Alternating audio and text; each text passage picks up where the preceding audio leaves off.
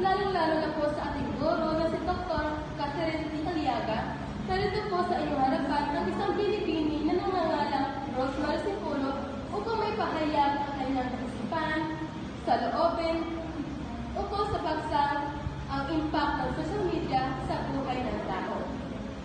Sa ating talagayan ay mabibigyang kahulugan ang social media at kung ano ang kahalagahan nito. Mabibigyang linaw ang positibo at negatibong epekto ng social media sa buhay ng tao. Mailalahad ang mga oportunidad na dulot ng social media tulad lamang ng koneksyon, impormasyon at pag-uunlad sa sarili. At magbibigay inspirasyon sa tagapakinig na gamitin ang social media na responsable at makabuluhan. Sa mundo ng social media, pag-angat o pagtalugno. Sa isang click lang, nagbabago ang ating mundo. Pero ang tanong, ito ba'y patungo sa pag-angat o pagtalugno? Ang social media ay nasisilbing plataforma upang maibahagi, mailikha at maipasa ang mga impormasyon sa iba, kabilang na ang mga pamilya at kaibigan. Sa panahon ng ika-21 siglo, halos lahat, bata, matanda, nanay, tatay, lolo at lola ay gumagamit ng gadget at social media na kung saan naging bahagi ito ng kanilang pang-araw-araw na libangan. Sa TikTok na nagiging aliwan na ang mga nilalaman, habang sa Messenger naman ay nagiging tulay ito upang kumustahin ang mga mahal sa buhay na nasa malayong lugar o nasa ibang bansa. Sa panahon ng pandemya, dulot ng COVID-19, ang social media ang naging tanungan ng marami. Sa panahon ngayon, tila nagbabago na ang lahat. Tila nagbabago na lahat, lalong-lalo ng ating pagkatao.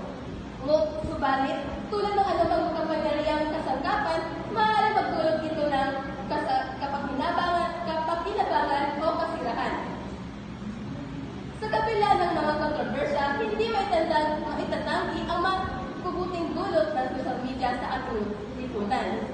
Napapalapit ang mga tao sa kabila ng layo ng distansya mula sa mga mahal sa buhay hanggang sa mga bagong kaibigan, nagiging tulay ang social media mula sa pagbubuo ng koneksyon. Ginagamit ito ng mga organisasyon upang magpalaganap ng kanilang advokasya, nagbibigay ng lakas sa komunidad upang magkaisa. Sa pamamagitan ng social media, mabilis natin nalalaman ang mga balita at kaganapan sa buong mundo.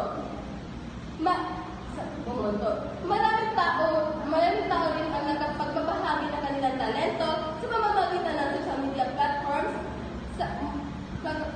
sa paggawa ng kanilang sining at sa pagpalaganap ng kaalaman.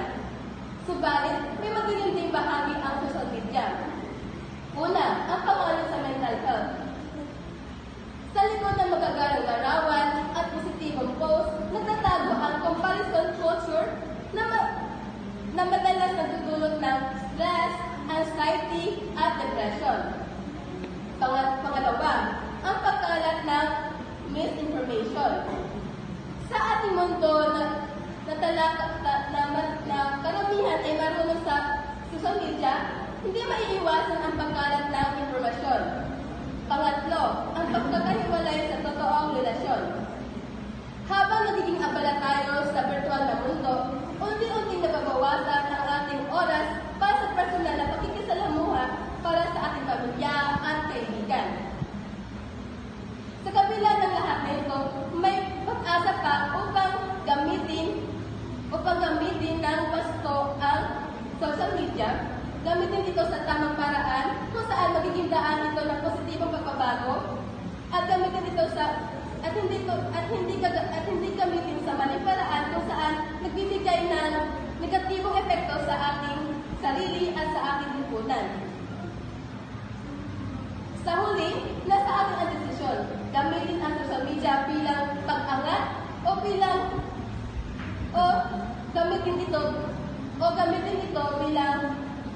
gamitin ito upang maging dahilan ng pagkalugmok.